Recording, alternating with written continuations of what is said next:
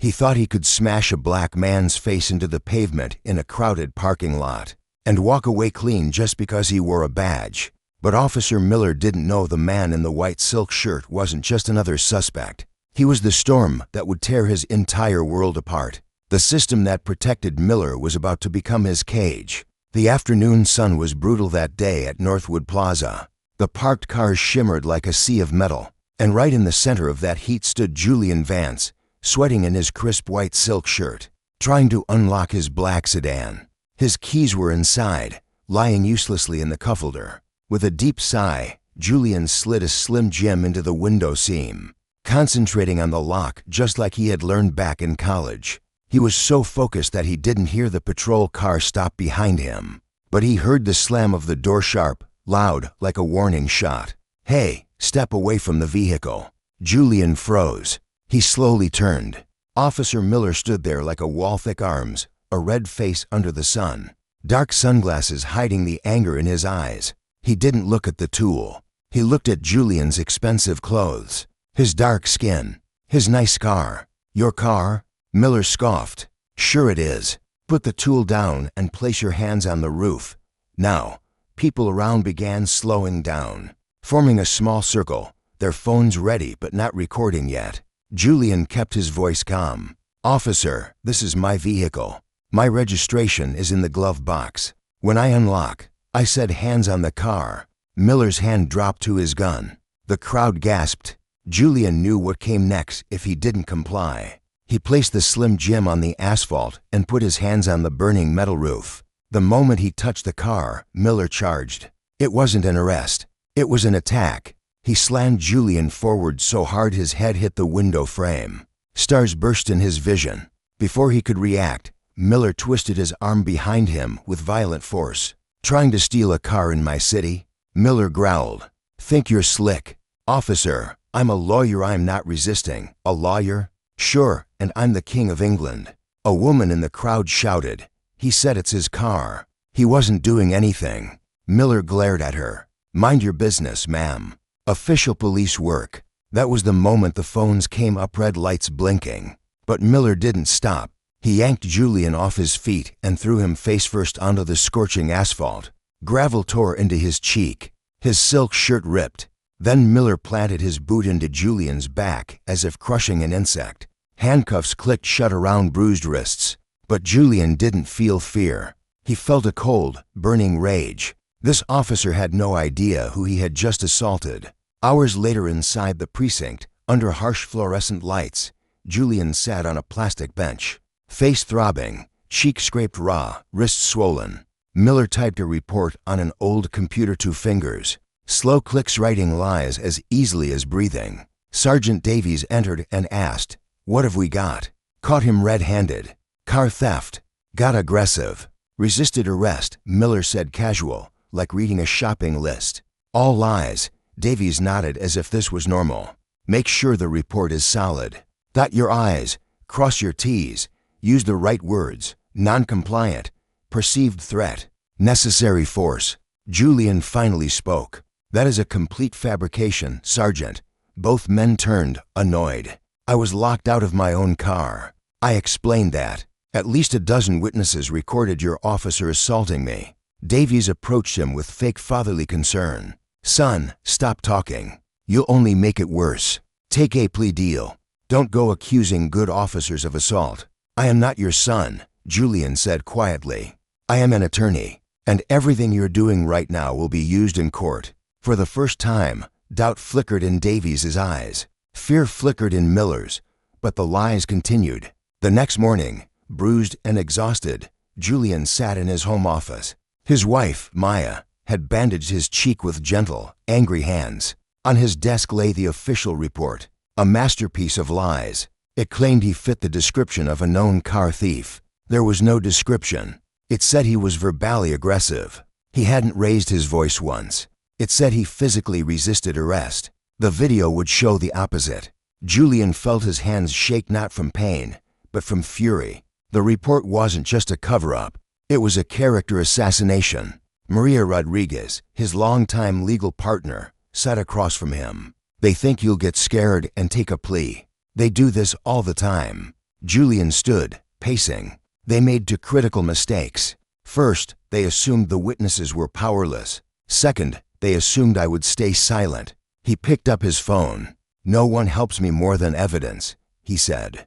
"We find the people who recorded. We find every angle, every clip, every shred of truth." He called David Chen, a private investigator and former tech crimes detective. "The hunt begins today," Julian said. And it did. The city's digital network became a battlefield. David started scraping every social media post tagged near Northwood Plaza. At the time of the assault, Julian visited stores, searching for security footage, but fear made many hesitant. But then a breakthrough came.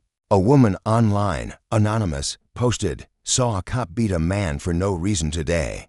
I recorded the whole thing." David traced digital footprints until he found her, Sarah Jenkins. Julian drove to her home. She opened the door with a security chain, terrified. I can't help you," she whispered. "You already did," Julian said softly. "You saw the truth." After a long, trembling pause, she let him in. She played the video. It was clear, steady, devastating. It captured everything. Julian's calm voice, Miller's rage, the violence, the boot on his back. Julian felt emotion rise in his throat. "You just gave me my life back," he told her. With the video secured, Julian prepared for war. Not just for himself, for the truth, for every person the system had crushed in silence. Sarah's video changed everything. It wasn't just evidence, it was a weapon.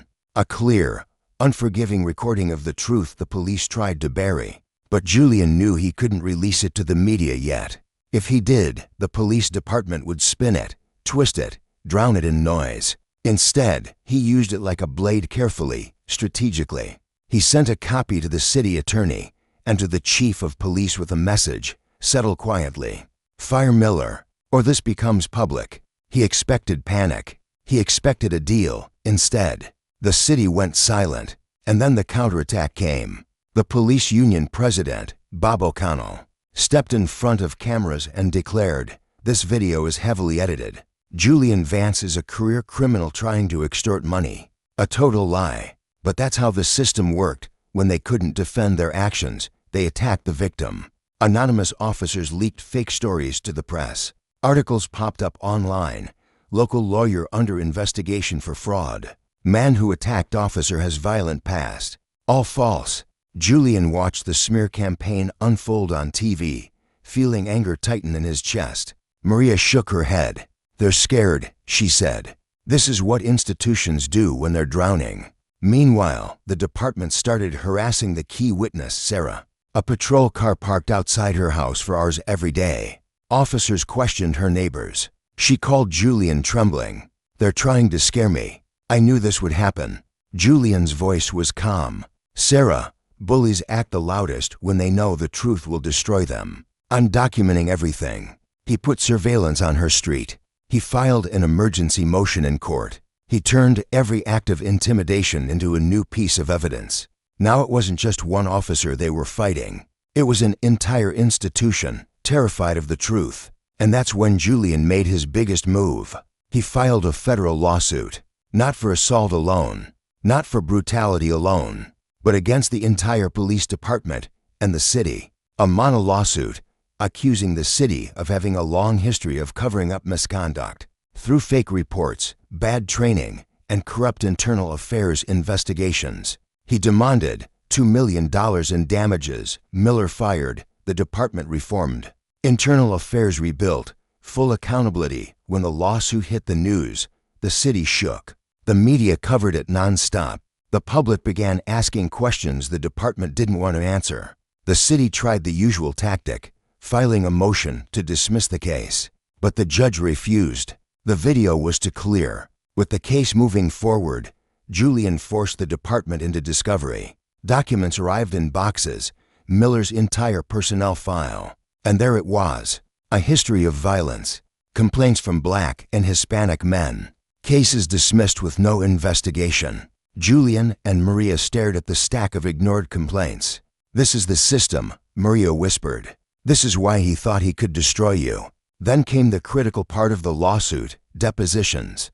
First was Officer Mark Dunn, Miller's young partner. He wanted to protect his career, but when Julian gently confronted him with the video, his courage began to falter. "Officer," Maria asked him, "does what you saw align with your training?" Dunn hesitated, his eyes filled with conflict. He was trapped between truth and the blue wall of silence. He left without answering, but he left shaken. Then came the main event, Officer Miller's deposition. Julian led it himself. He played the video. He watched Miller squirm. He cut through every lie with simple questions. "What threat did I pose? Where did I resist? Point to the moment I attacked you." Miller grew red with rage. He slammed his hands on the table. "You don't understand what it's like out there. I followed my training." Silence. Miller didn't realize what he had just admitted. Julian leaned forward. "So you are testifying under oath that the police department trained you to assault unarmed civilians?" The city attorney froze. The police union lawyer panicked, and Miller realized too late that he had trapped himself. His own words became Julian's greatest weapon. Days later, a leaked clip of the deposition went viral. News channels aired it nonstop. The public exploded with anger. Protests erupted across the city. Thousands marched, chanting Julian's name, demanding Miller's firing. The mayor held emergency press conferences. The department blamed miscommunication. Nothing worked. Then came the final crack in the blue wall. Officer Dunn reached out to Julian's team privately. He offered a sworn statement telling the entire truth, including how he had been pressured by his superiors to lie. With Dunn's testimony plus Sarah's video plus the public uprising, the city had no defense left. On a quiet Tuesday morning, the city attorney called Julian. "We want to settle," he said. "Name your terms." They met in a neutral conference room. No arguments, no negotiations. The city surrendered completely. $2 million settlement. Public apology. Officer Miller fired immediately, with no pension. Sergeant Davies demoted forever, a federal monitor to reform the entire department. Internal affairs rebuilt from the ground up. Julian didn't smile. He didn't celebrate. He simply exhaled, a long, quiet breath he had held for months. Justice had been served, not just for him, but for every person who never got the chance to fight back. The city cheered. Protesters celebrated. News stations hailed it as a landmark victory. But Julian stayed home with Maya, holding her hand, letting the heavy storm inside him finally settle. With the settlement money, he created the Vance Initiative for Police Accountability, offering free legal help to victims of misconduct. Months later, he stood again in that same Northwood Plaza parking lot, the place where everything changed. The asphalt was quiet now. The warm evening breeze brushed past him, and for the first time, he felt peace. The system tried to break him. Instead, it exposed itself. Julian didn't just win a lawsuit. He won a battle for truth. And as he stood there under the soft glow of the parking lot lights, he realized something powerful. Even a single voice, when it refuses to be silenced, can bring down an entire fortress.